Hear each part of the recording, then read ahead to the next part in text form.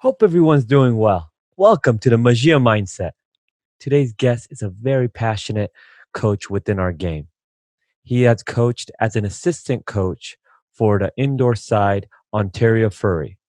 He is currently the technical director for FC Golden State, as well as a head coach for professional side LA Force. My pleasure to introduce Thales Peterson. Roll the intro.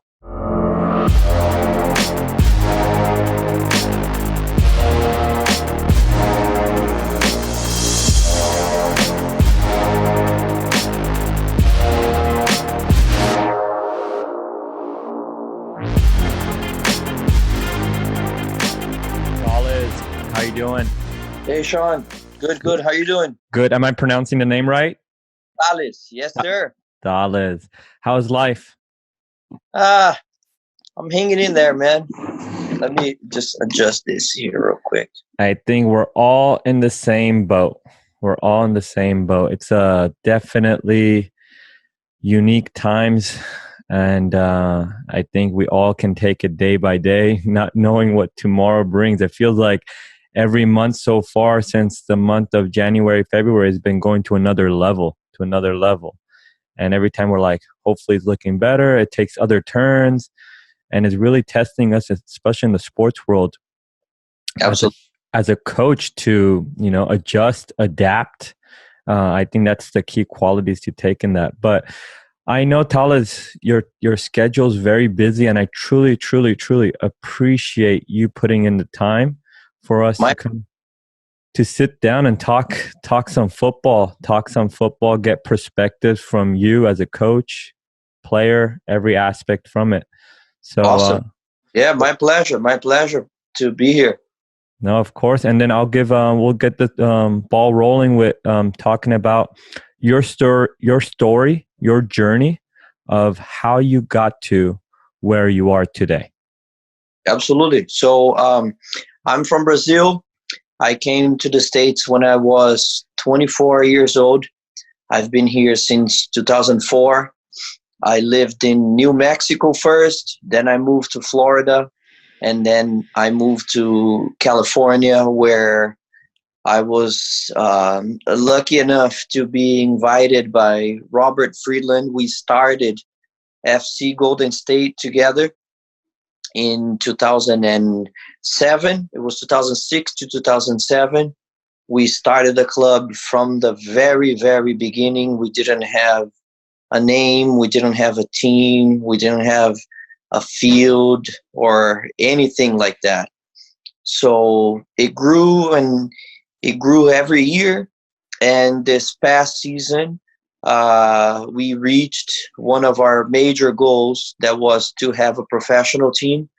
So now we have the LA Force that's part of the FC Golden State family, and I'm the head coach of the team. I'm just giving you a very, very brief explanation of how things happened.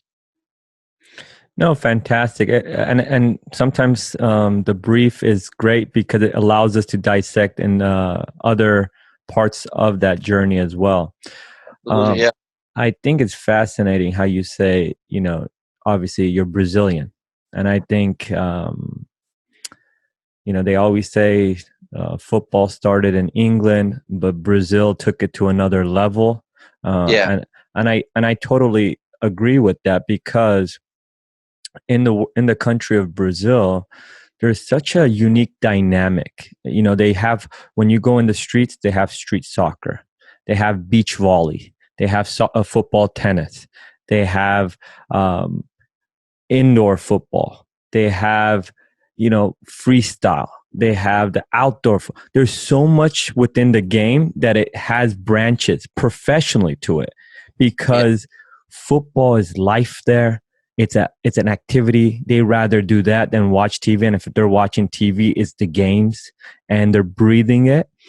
I want to kind of, and I think it's beautiful how the sport is growing here in America.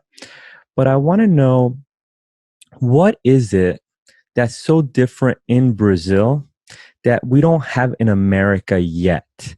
And is it possible to get to that level? And what I'm trying to get at is not so much the development part, but the creation, because I don't think a lot of countries have what Brazil have in developing the number 10s, the magicians, the creative players.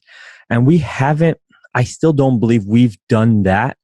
If you think about our superstar players, have not matched up to those special 10s that have gone down in the history of the game.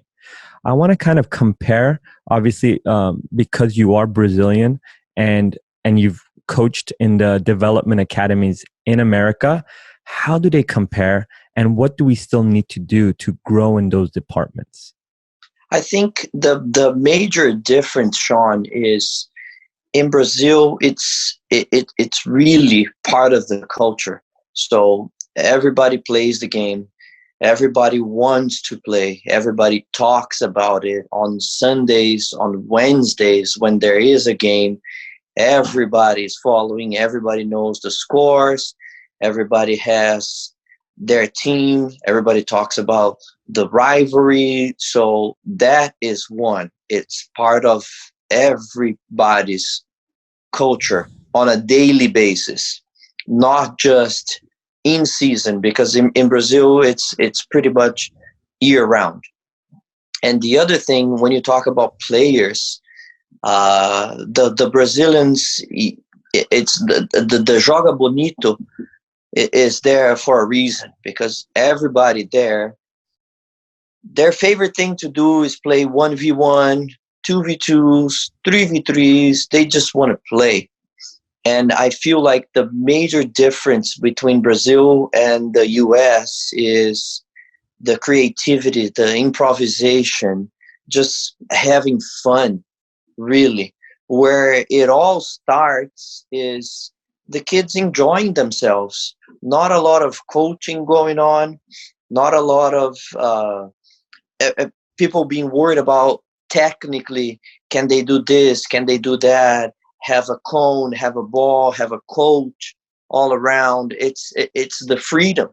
That's where the kids really start to develop the love of the game. They see, I know me as a young kid, I used to see my favorite teams, my favorite players play, and I would go out on the streets with my friends and we would try to do exactly what they were doing.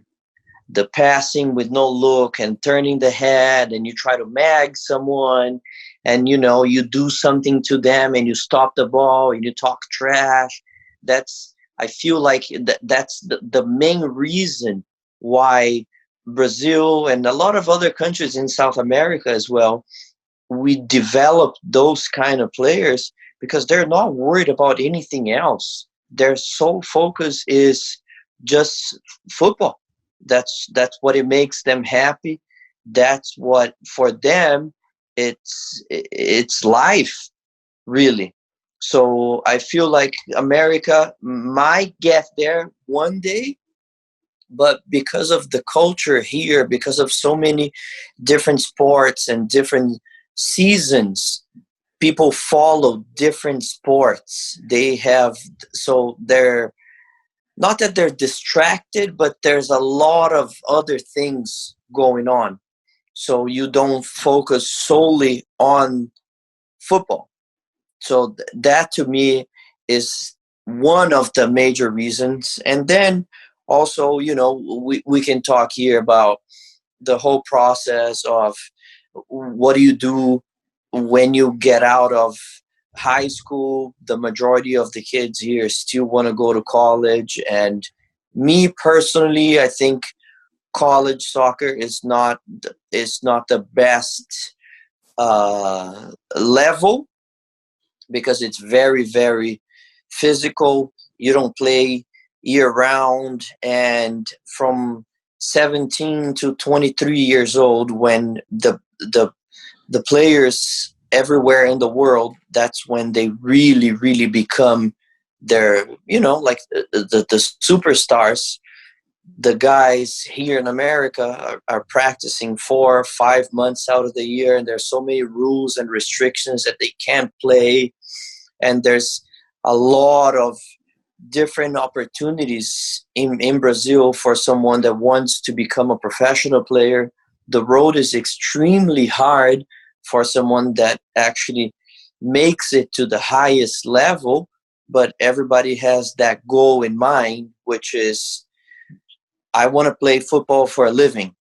So here in America, you can have a decent job, you can make good money being a doctor, a lawyer, an engineer, or whatnot. So people here, they use the sport to get a degree, to go to college, to get their education, because the education is so expensive. But I think America is going in the right direction as far as player development, but it will take a while for them to develop world class players. I think we have everything to do it with the size of the country and the facilities and everything else, but we're not quite there yet. I'm hoping that I can somehow be part of that process to change as well. Fantastic, Thales. So I think you hit on some key points, and I totally agree with you. I think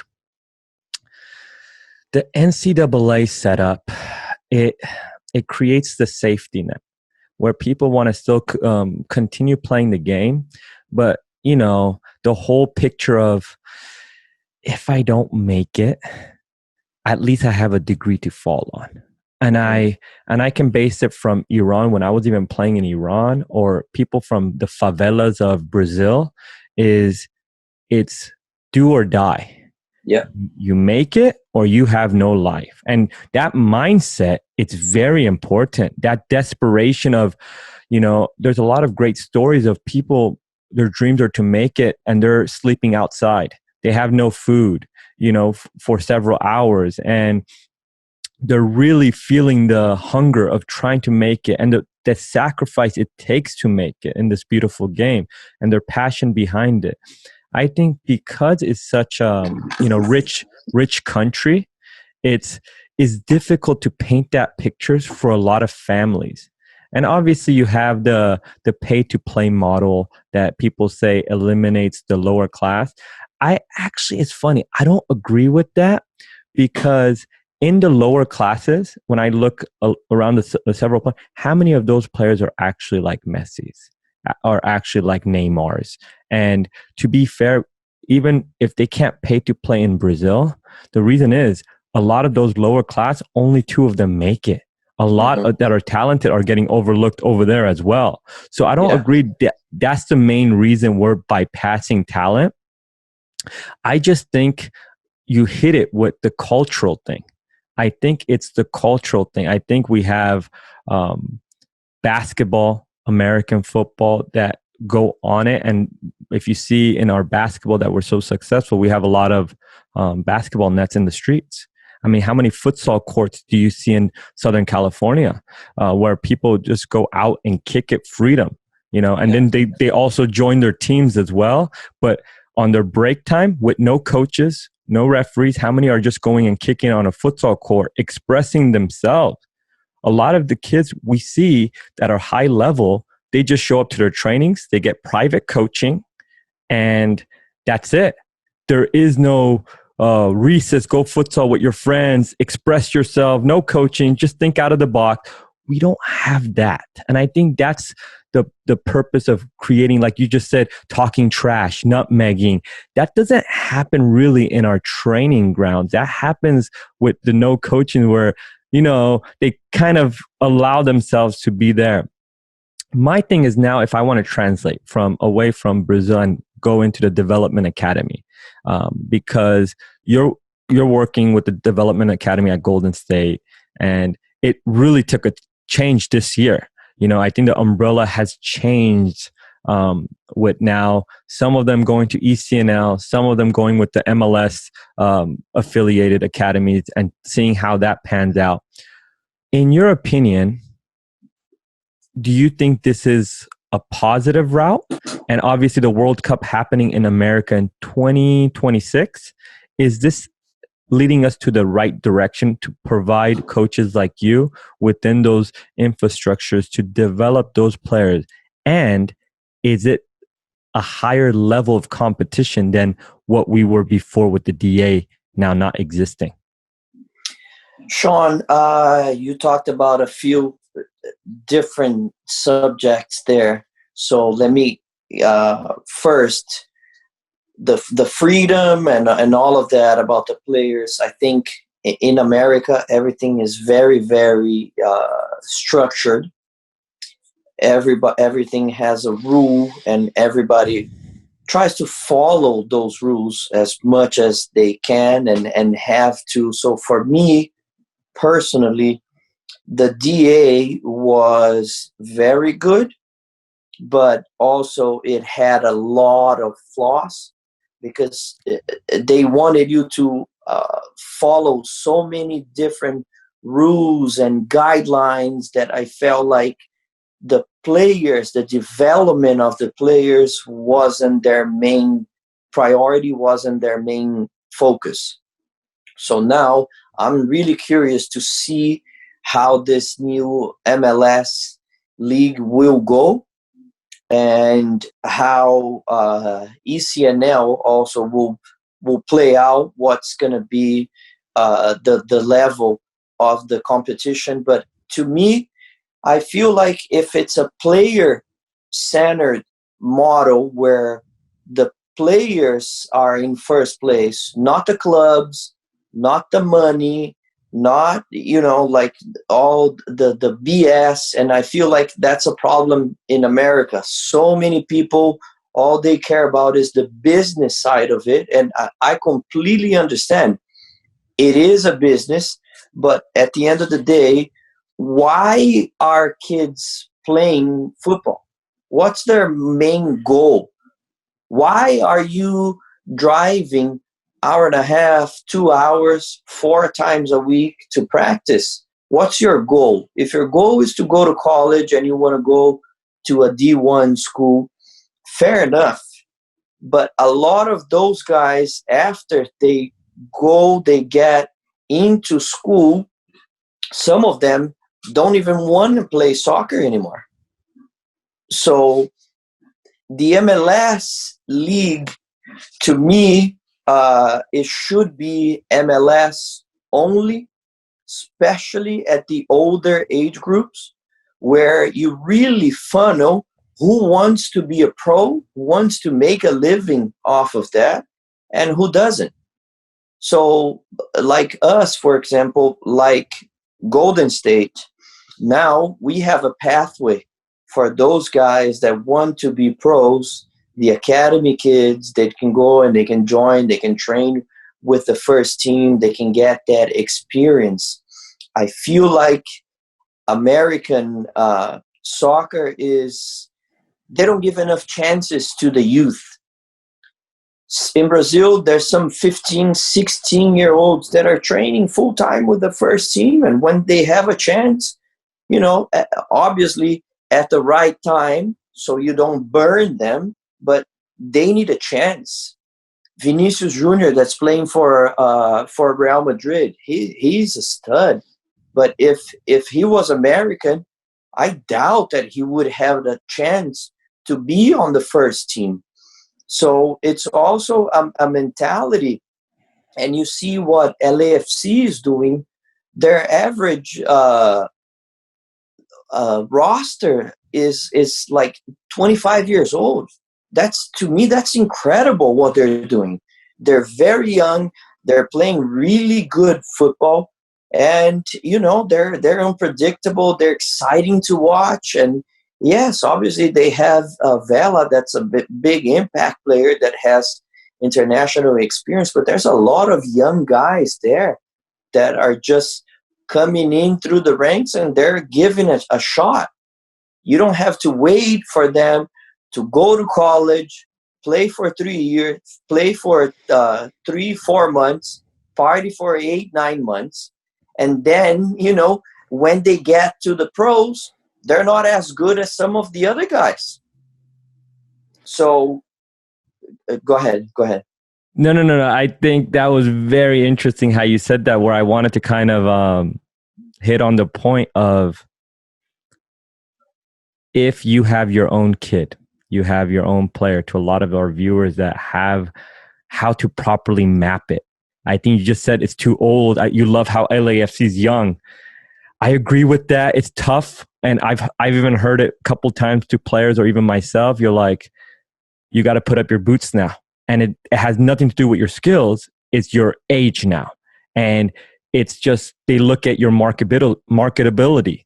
So to go based on what you were just talking about, when is it too late? What's the age frame of not missing the boat? And I'm talking about the ultimate goal. And I'm talking about European aspiration. I'm talking about playing as your career as a player. And then after you're done, you were able to get your foot in the door and collect a lot of profit, revenue, however you were as a business of a player, that you don't have to look for another job.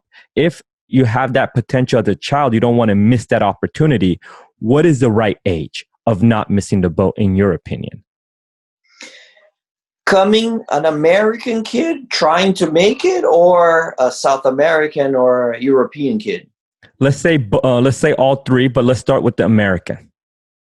Well, for the American kid, I think it depends on what the goal is for the family, for the kid himself or herself, what their goals and ambitions are. If they want to play pro, it's very rarely you find a family that will allow the kid and say, you know what, go ahead, try it out. If it doesn't work out, you can always fall back into going to college and having a degree. But to me, if you are 21, 22, and you haven't made it, it's going to be tough. It's going to be really tough.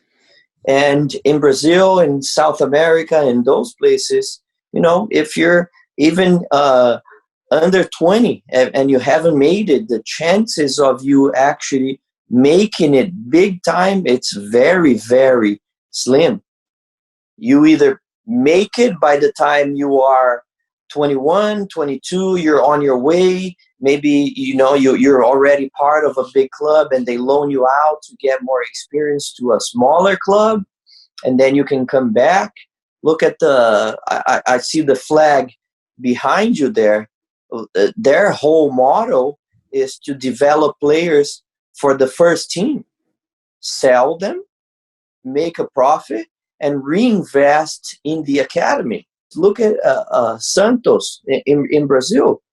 They develop players left and right. Every year, there's players coming out of that academy because they sell the players, they get the money, they reinvest, and it's a matter of time before you have a new Neymar, a new Vinicius Junior or whatnot. So parents in America, they get crazy about U9, U10, U11. Who cares what they're doing at that age? Who cares? Let them have fun. Let them develop the love for the game.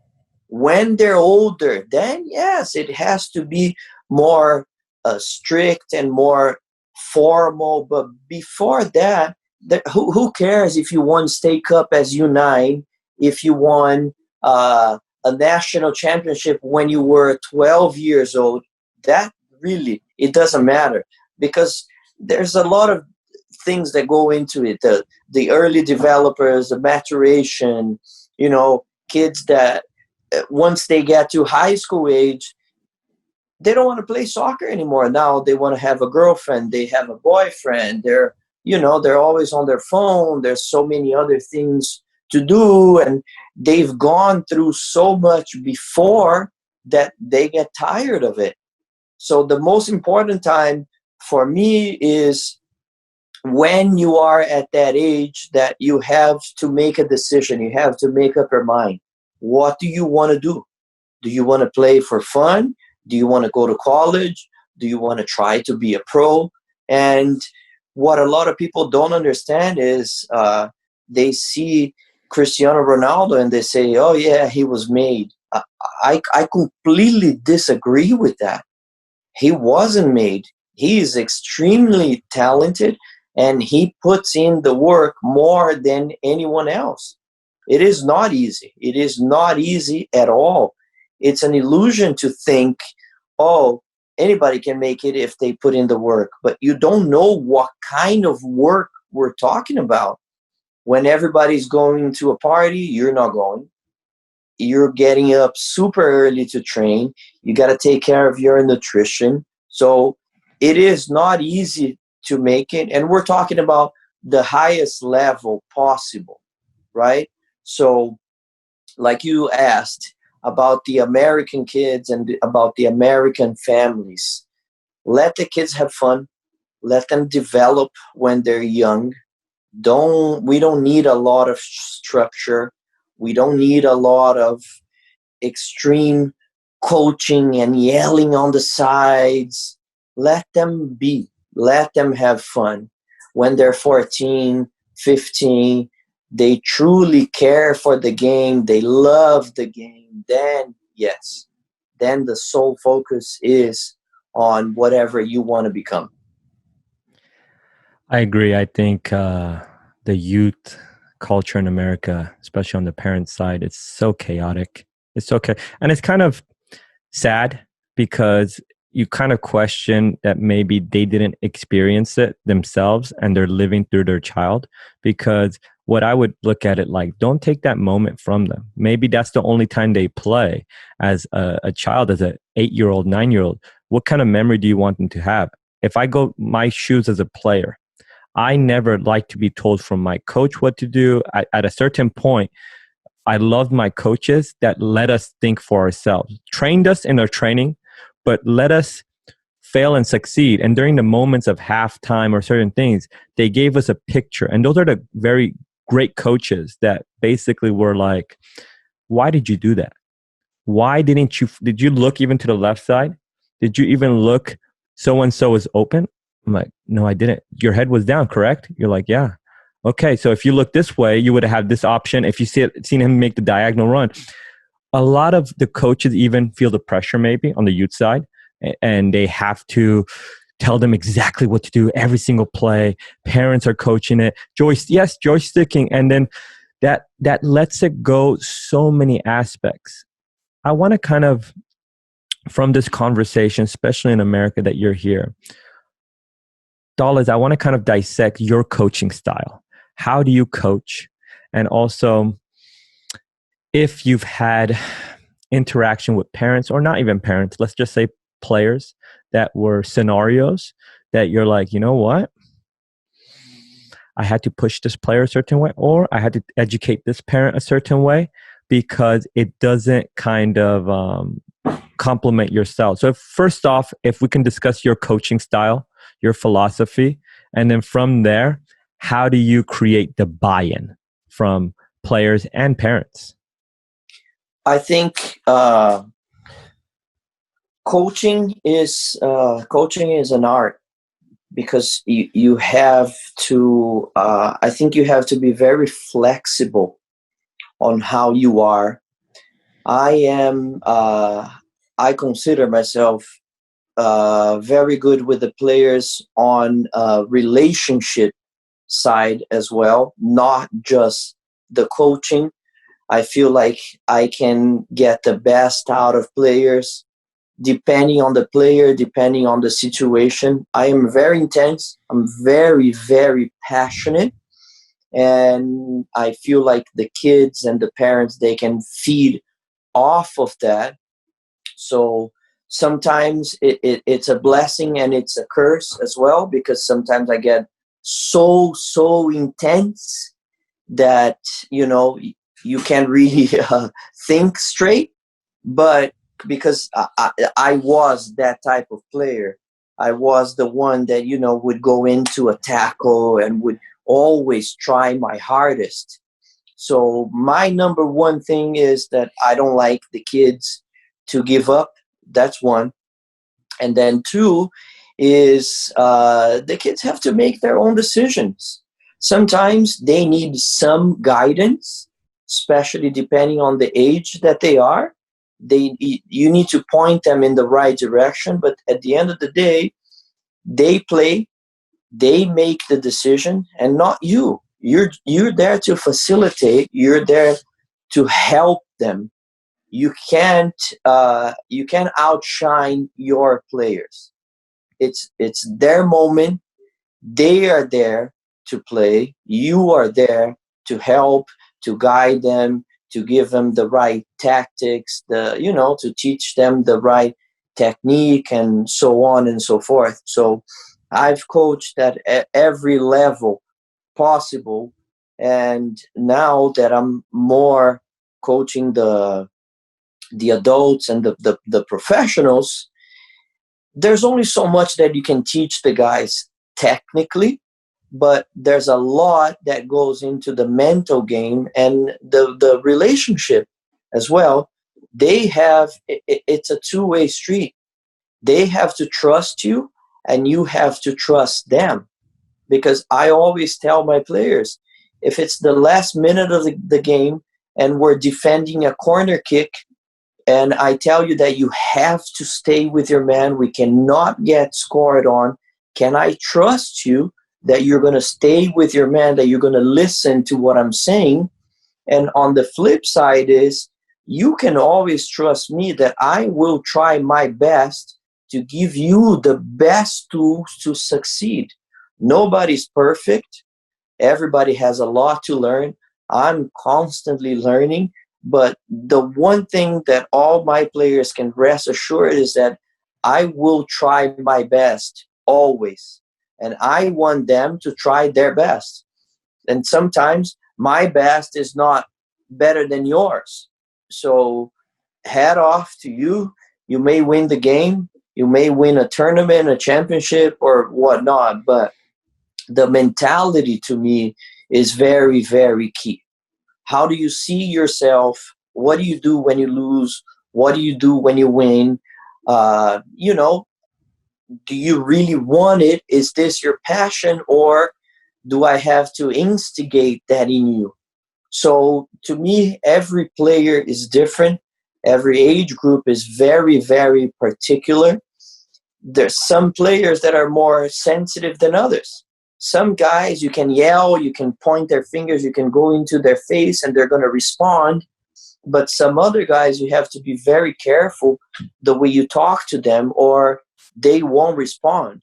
They will shut down.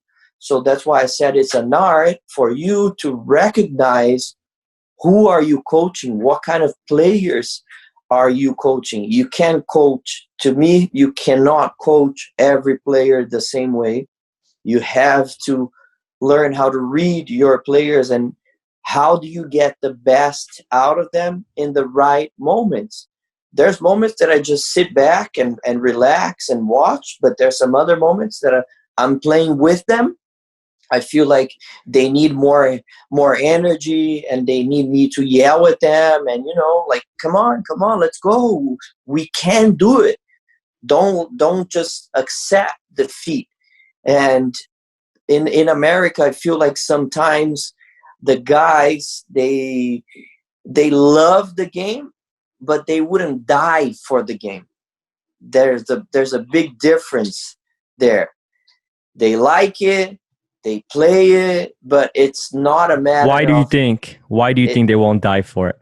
Why? it's because for them it's not a matter of life or death. It's like you said about the kids in Brazil. It's not a matter of, if I go out and make it, I'm going to be able to provide for my family and put food on the table. It's not. Here, it's not. It's such a rich country that, whatever job you can get, you can get by. And some other countries, when you go to, like, you're from Iran, some parts of Iran, it's the exact same way. It is a matter of life or death. So we are always competing. So I love very, very competitive practices where the guys are going after each other. Once they step out of the field, we're friends. We're going to go have some lunch together. We're going to talk. But once we're inside that field, it's me against you, because I want to make it. And how bad do you want to make it? And I have to prove myself every single day.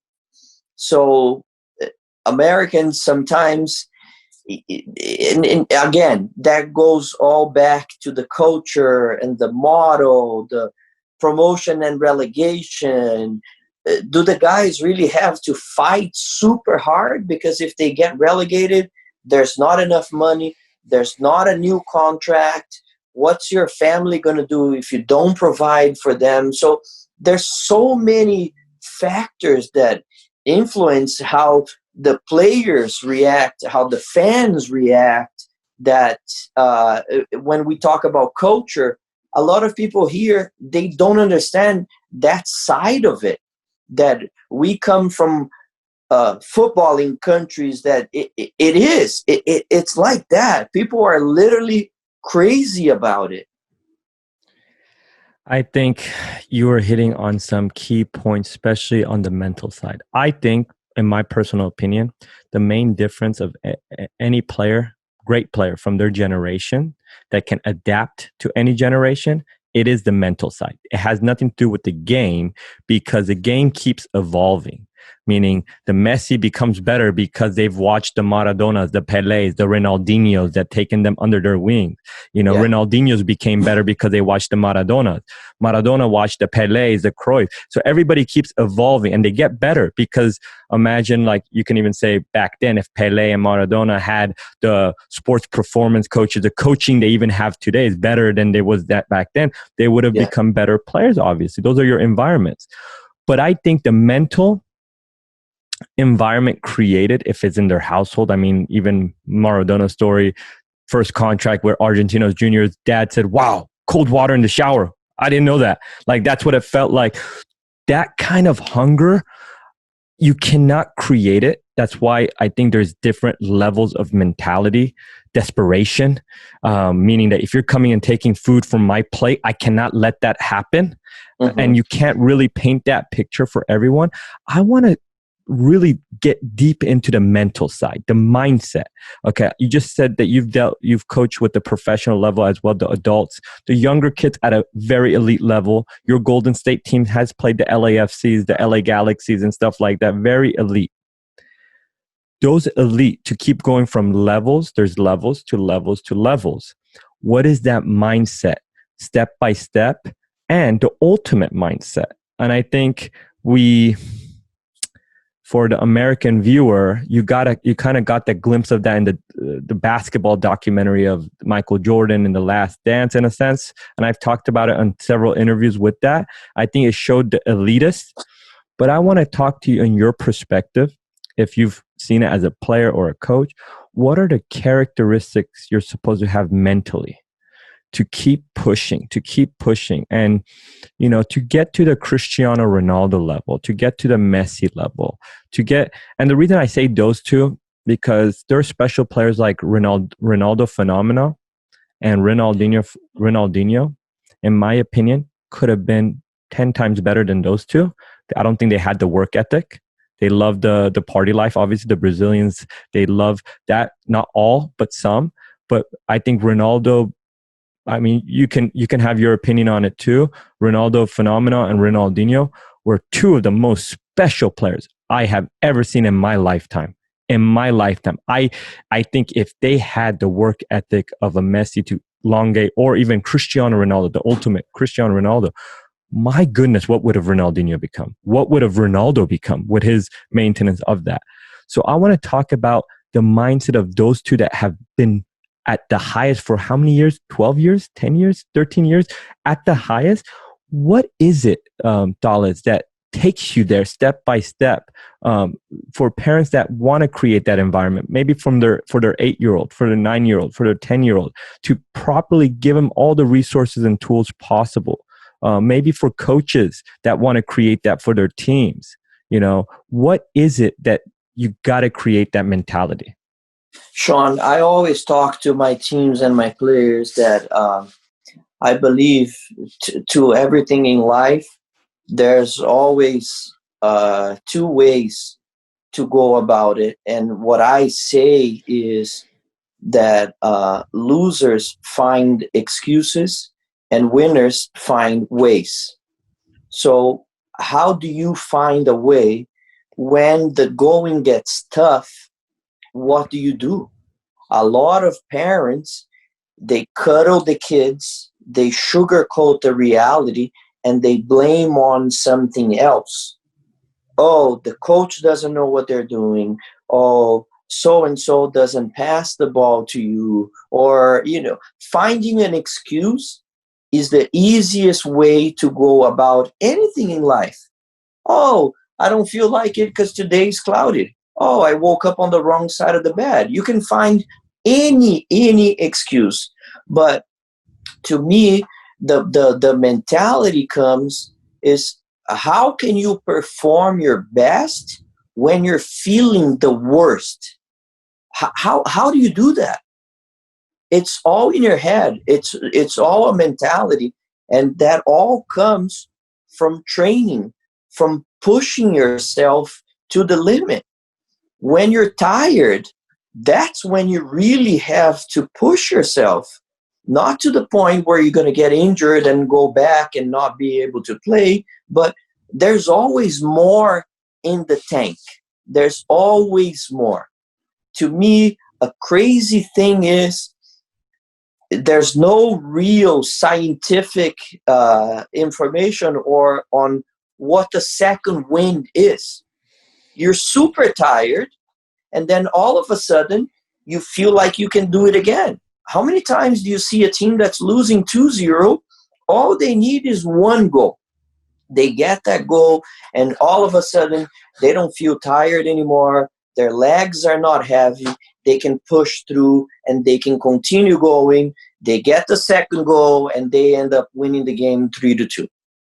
So to me is, you have to push yourself to your limit, and you need to have coaches and peers and parents who are on the same boat as you. You need people around you that are going to say, look, son, look, my daughter, you're not good enough yet. You have to practice harder. Little Johnny there right now, he's better than you. You have to put in the work, because everybody is a saying that I have is, everybody wants to be a tree, but nobody wants to go through the process of being a seed, growing and growing and growing, and then becoming a tree. Everybody thinks it's, like, oh, if I work hard, I'll make it.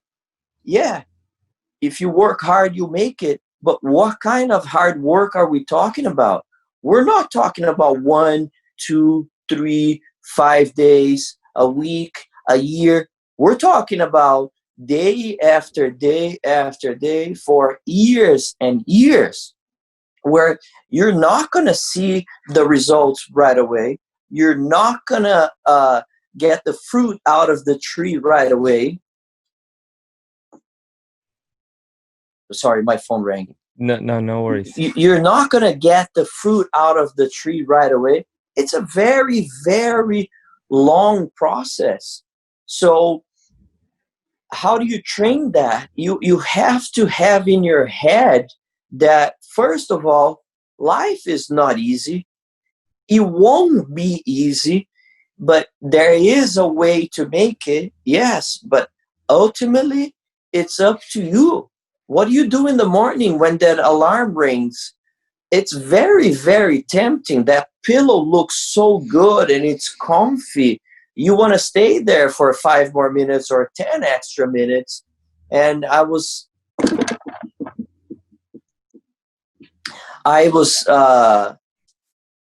reading an interview the other day about Kobe Bryant, and what he was saying is that once you accumulate the hours after hours of extra work that you put in, it becomes simple math. You train for, how do you get to the whole 10,000 hours? You are practicing, let's say, twice a week, hour and a half. There's a kid in Brazil, there's a kid in Argentina, there's a kid in Iran that they're practicing hour and a half in the morning, and then they're practicing 2 extra hours in the afternoon, and then they're playing with their friends at night. So it's simple math.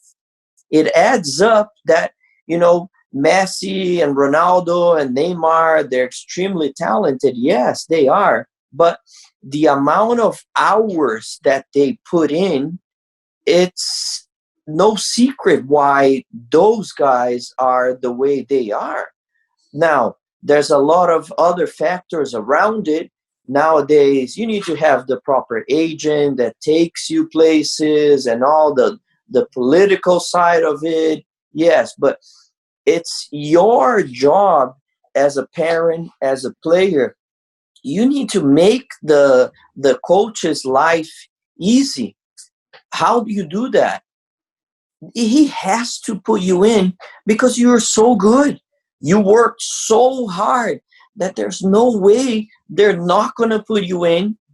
What's your weakness? Oh, you don't know how to defend properly. Then work so hard defensively that he's going to have to put you in. If you're a forward, work so hard scoring goals and getting the proper technique down that sooner or later you're going to be noticed, you're going to be seen. But it all comes through putting in the work day after day. And when challenges come your way, when there are going to be setbacks, you can't have a soft mentality that you think, oh, I'm going to practice for 10 years and I'm going to make it. No, you're going to get injured. People are going to cut you. You're going to find coaches that don't like you. You're going to have teammates that are not going to pass you the ball. So from an early age, I feel like the parents, the kids, the coaches, everybody has to understand that it's a fact that you're going to face adversity. How do you deal with adversity? The first rock that you find on your way, you're going to say, oh, you know what? I don't think this is for me. Then maybe this is not for you. This is not the right path. But if you find a rock and you start collecting them, collect one, collect another one. And what's the next adversity that you're going to face? Oh, I got injured. No problem. I have what I follow a guy called David Goggins. He says that it's a calloused mindset. It's not going to be that little thing that's going to set me back. I am going to face adversity and I am going to get better because my mind is trained for it. So I feel like a lot of people, the first few things that they face against them, they're ready to quit. No, when you're ready to get started.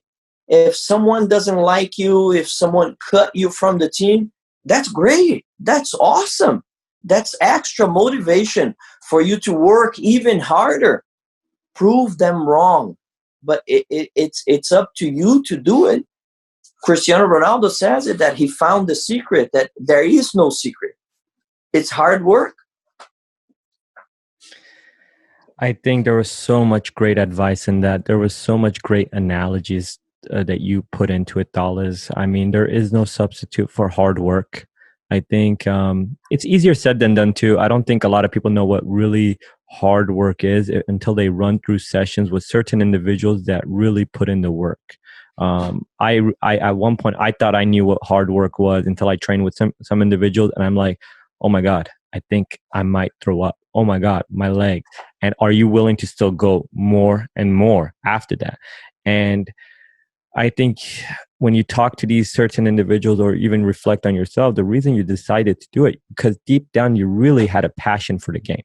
And I think that's the stuff you got to do. I mean, you might be passionate about this game. You might be passionate about something else in life. You got to find that, because that's what you're going to really go after with hard work. So I truly appreciate you throwing in your analogies and really diving into that part of what it takes in the mentality part of it. What I want to transition into next, it's been a difficult year. I mean, it has globally and as a nation been a difficult year. I think at one point you're having conversations about the pandemic. Okay, this isolation is unique. Then recently, within the past weekend to with the racism coming out too, and there's a lot of deep wounds within our country, but globally as well, that we deal with. And I think sometimes during these moments it gets exposed. It was never gone. It was just maybe masked, hidden. And I think now is just coming into framework. But some things like this, I think the great people, the great athletes always know how to turn a negative into a positive and figure out ways that whatever they're given, they can't control things that are out of their control. So only control things that are in your control.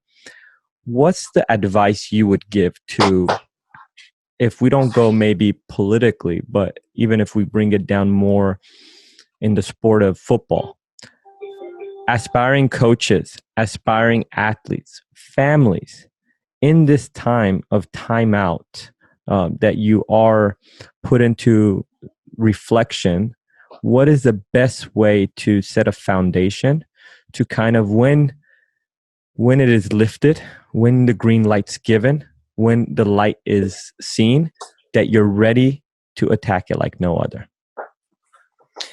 Shawn, for me personally, it also has been the hardest year of my life for sure.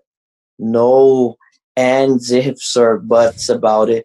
It's a true challenge once this is your livelihood, this is what you do, and all of a sudden it gets taken from you. I think everybody has to understand that we are going to have bad moments. We are going to have bad days. We are going to have moments that we don't feel like doing anything. Everybody's on the same boat. Everybody feels the same. But what you cannot do is you cannot let that drag you down so deep that you can't get out of it anymore. If you understand that you are going to have setbacks, you are going to have difficult moments, I think you have to enjoy them even, but don't let that become your new reality.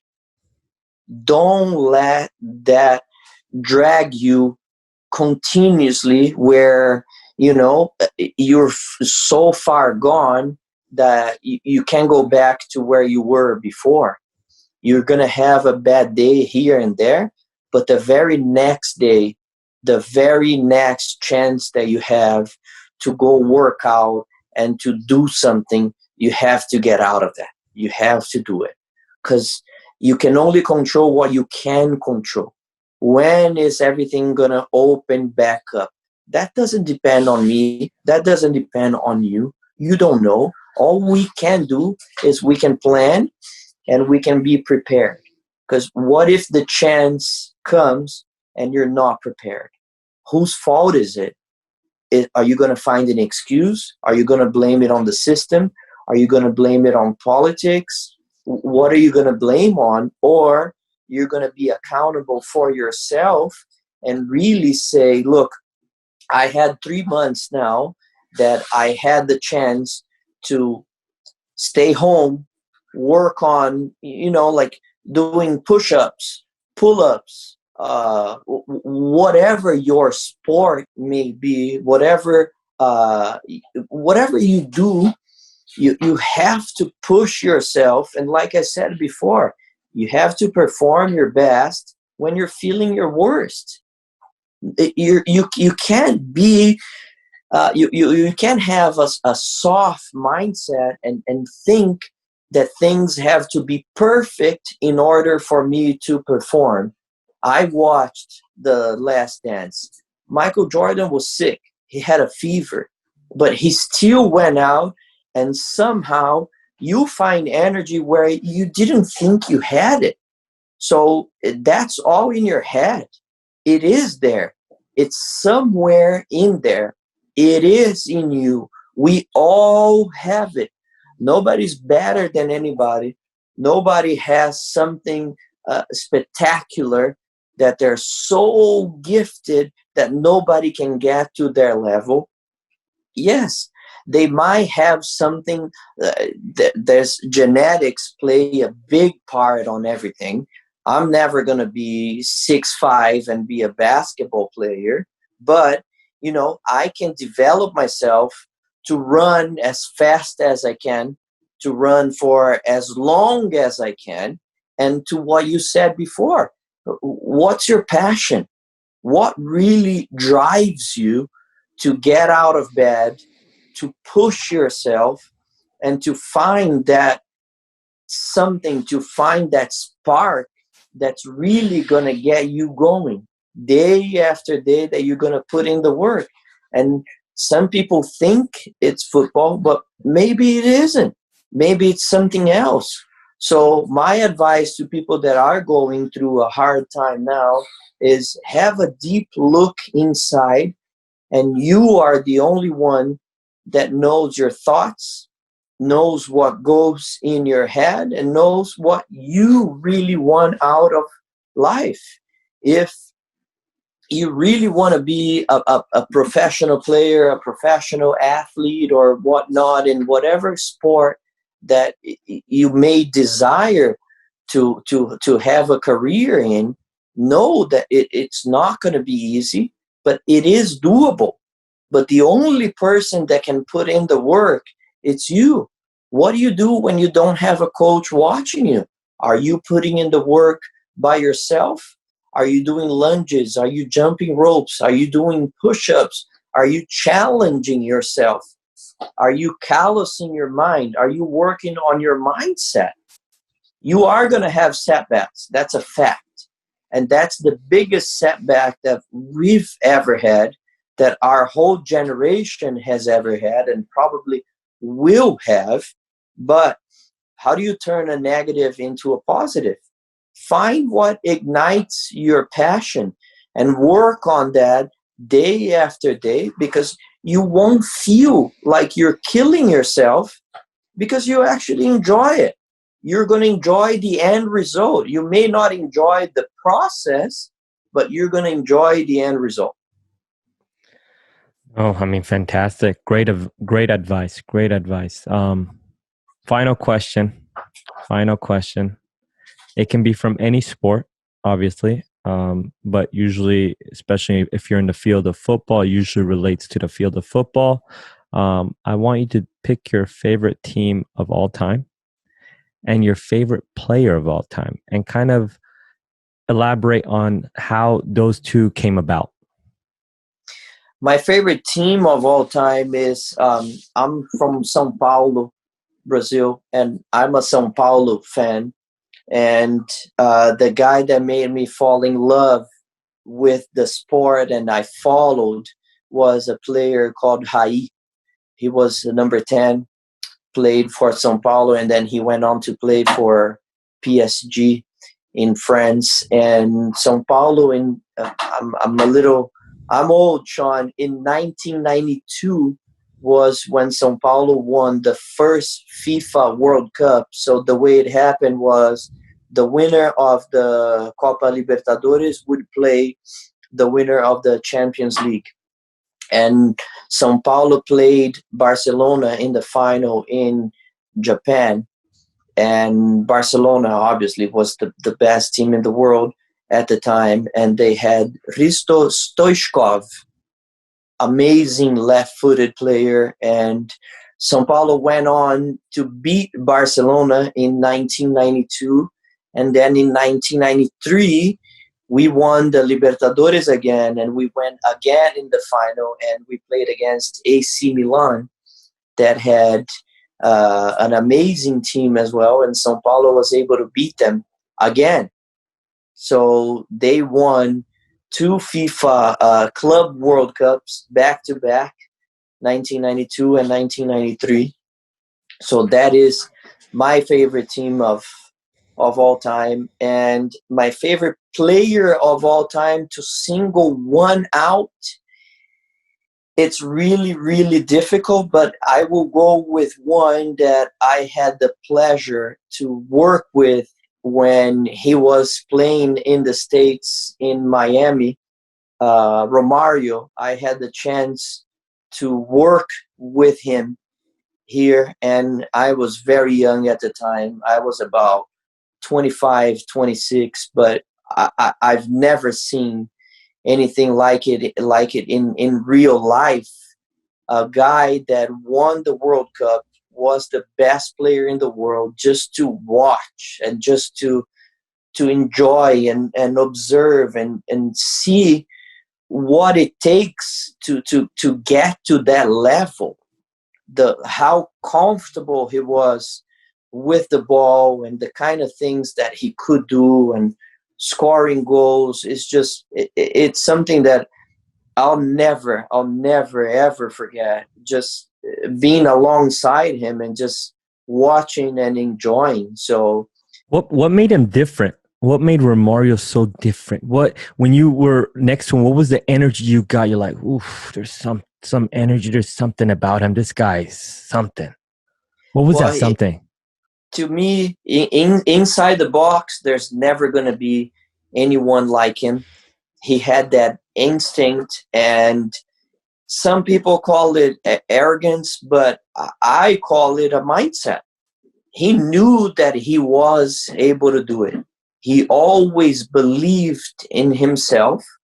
And you hear stories about when he was playing for Barcelona and he asked Cruyff, hey, if I score 2 goals, can I go to Brazil? And, he scored 2 goals in the first half. And at halftime, he had already a plane ticket to go home. So he knew what he could do.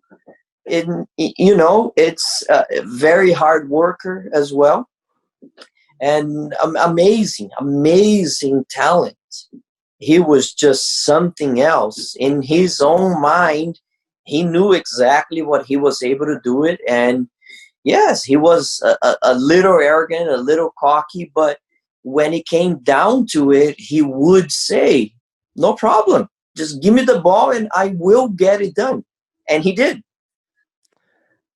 I think that's a great story. You elaborate with Romario. I know they wore different jerseys, but the Brazilian number 10, it's a little different. Meaning, I feel like I've met a lot of Brazilians where those special 10s, they show up to training when they want. And when they do, they always make you got to pick up your jaw from the floor. And you're like, dude, he was just partying the day. So it's funny because the way they play is the way they live. They love life. So they have fun with life and they're having fun on the field.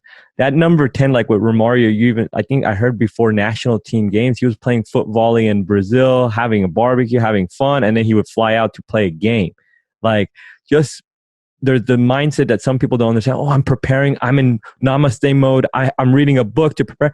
No, these like number 10s, like Ronaldinho's, they love to have fun. And I think that's what you kind of second guess on the Romarios, the Ronaldinho. And that's what I was trying to say on the Ronaldo. Imagine, I know it's good to have a balance, but imagine they had that work ethic too. As great as they were, I even think they would have even been greater, but they just love life and there's nothing wrong with that. And I think they got to a point where probably before they didn't have that much money. And when they did, we even used to joke with Ronaldinho because he wasn't the best looking guy. He got money and everybody loved him in the world. Yeah. Men, women, everybody loved them. So it's hard to say no to what life offers you.